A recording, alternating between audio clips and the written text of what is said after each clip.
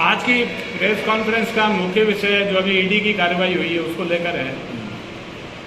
जो ईडी की कार्रवाई हुई है और ईडी की कार्रवाई के बाद में जो कांग्रेस में जिस प्रकार की बौखलाहट है और ईडी के बारे में कुत्ते बिल्ली ऐसे शब्दों का उपयोग कर रहे हैं, हम जनता के बीच में जाना चाह रहे हैं और जनता के बीच में ये बताना भी चाहूँगा कि ईडी ने जो कार्रवाई की है वो पेपर लीक के मामले में, और दूसरा जो जल जीवन मिशन के अंदर हर घर जल हर घर नल की जो योजना केंद्र सरकार की थी उसके अंदर 38,000 करोड़ का बजट जो राजस्थान को दिया, उसके अंदर जो किए गए भ्रष्टाचार के संबंध में ईडी ने कार्रवाई करी। ये ईडी की कार्रवाई क्यों करने की आवश्यकता हुई, आपको मालूम होगा कि ये सरकार जब बनी, सरकार बनने के तुरंत बाद 4-5 महीने के अंदर ही सरकार के खुद के नुमाइंदे, जिसमें वरिष्ठ विधायक जो पूर्व में मंत्री भी रहे हैं, भरत सिंह जी जो सांगोल से विधायक है, उन्होंने कहना शुरू कर दिया गया कि अशोक गहलोत मंत्रिमंडल में जो प्रमोद भाया जैन खान मंत्री है वो एक नंबर का भ्रष्ट है। उन्होंने कई भ्रष्टाचार के सबूत भी दिए। फिर उसके बाद में आपने देखा होगा अशोक गहलोत और सचिन पायलट की मुख्यमंत्री की कुर्सी की लड़ाई को लेकर फिर बाड़ेबंदी हुई। बाड़ेबंदी होने के बाद में श्रीमान अशोक गहलोत ने कहा कि मेरे को कोई खतरा ना हो, तो उसने अपने विधायकों को ये कह दिया, खुली छूट जिसको कहते हैं वो दे दी। तो इनका हर विधायक अपने कॉन्स्टिट्यूंसी के अंदर मुख्यमंत्री से कम नहीं था और उन्होंने जो लूट खसोट की उस जग जाहिर है। पेपर लीक के मामले में ले तो लगभग 15-17 पेपर लीक हो गए। अब पेपर लीक एक ऐसा विषय है कि 60-70 लाख युवा जो बेरोजगार है, जिनके माता पिता ने गरीब है, घर से है, किसान वर्ग से है, उनके अभिभावकों ने, उनके पेरेंट्स ने, कईयों ने अपनी जमीन बेचकर, कईयों ने अपने घर गिरवी रखकर बच्चों को पढ़ाया, और पढ़ाने के बाद में जब वो एग्जाम देने गए, एग्जाम दे के बाहर निकले, पता लगा तो पेपर लीक।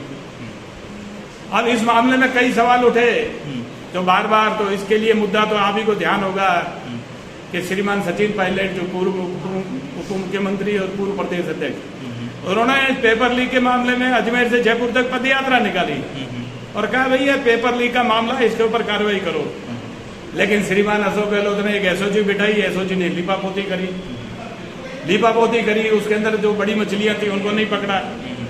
अब जो तत्कालीन मुख्यमंत्री जी के समय में तत्कालीन जो शिक्षा मंत्री गोविंद सिंह जी डोटासरा, जो वर्तमान में पीसीसी चीफ है, शिक्षक दिवस के मौके पर एक शिक्षकों के सम्मेलन में, जिसमें डोटासरा जी भी थे और मुख्यमंत्री जी भी थे, तो मुख्यमंत्री जी ने शिक्षकों को पूछा कि भैया कोई समस्या है तो बताओ, आपके यहाँ जो ट्रांसफर हो रहे हैं वो पारदर्शिता बढ़ती जा रही है, नहीं बढ़ती जा रही है। शिक्षक खड़े हो गए कि साहब हम तो पैसे देके ट्रांसफर हुई। ये मुख्यमंत्री जी के सामने है, ये जो वर्तमान में पीसीसी चीफ है, ये जो शिक्षा मंत्री थे, इनके सामने है। शिक्षकों ने कहा कि पैसे देके ट्रांसफर हुई। अब डोटासरा जी के परिवार के सदस्य 3 सदस्य आरएस मैन में निकल जाते हैं। अब उन अभ्यर्थी वो जो कैंडिडेट जिन्होंने आरएस मैन में लिखित में टॉप किया और इंटरव्यू में डोटासरा जी के परिवार के सदस्य को टॉप में नंबर मिल गया इंटरव्यू में, तो ये क्या दर्शाता है। और दोस्त बाबूलाल कटारा जो आरपीएससी का सदस्य था, जिसकी नियुक्ति माननीय अशोक गहलोत ने करी, और जिस आरपीएससी के जिम्मे ये रहता है कि सरकारी जो नौकरियों की जो एग्जाम है वो कराने के जिम्मे रहता है, वही पेपर लीक में उसको पकड़ा, उसे करोड़ों रुपए की संपत्ति। जब ये जांचें एसओजी कर रही थी, उनको लग रहा था कि इसके अंदर माननीय अशोक गहलोत को लग रहा था कि अब ये जांच आगे बढ़ेगी तो मेरे ही नुमाइंदे, मेरे ही चहेते, मेरे ही मंत्री उनको गिरफ्त में आएंगे। तो एसओजी को सही काम नहीं करने दिया। अगर ये एसओजी सही काम कर लेती तो ईडी को आने की आवश्यकता नहीं थी।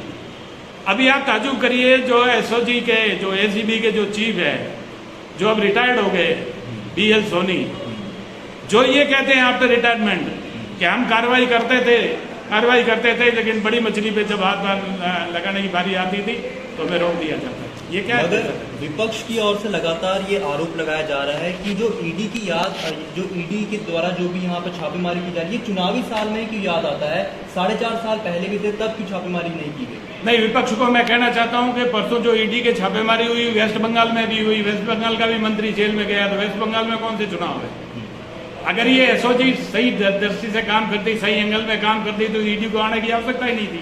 एसओजी ने सही दिशा में काम नहीं किया है, वो माननीय मुख्यमंत्री अशोक गहलोत के दबाव में काम नहीं किया, इसलिए ईडी आई। और जहां तक चुनाव का बात है तो वेस्ट बंगाल का मंत्री भी तो जेल में गया, आज आपने अखबार में ही पढ़ा होगा। तो वेस्ट बंगाल में कौन से चुनाव है? नहीं, उनकी तरफ से ये आरोप लगातार लगाए जा रहे हैं कि जो केंद्र जांच एजेंसियों का है भाजपा गलत उपयोग कर रही है चुनावों को लेकर, इस पर आप क्या कहेंगे? नहीं, मैंने बताया ना भाई, वेस्ट बंगाल में भी कार्रवाई हुई, इसको आप क्या कहोगे? वहां तो चुनाव नहीं है ना।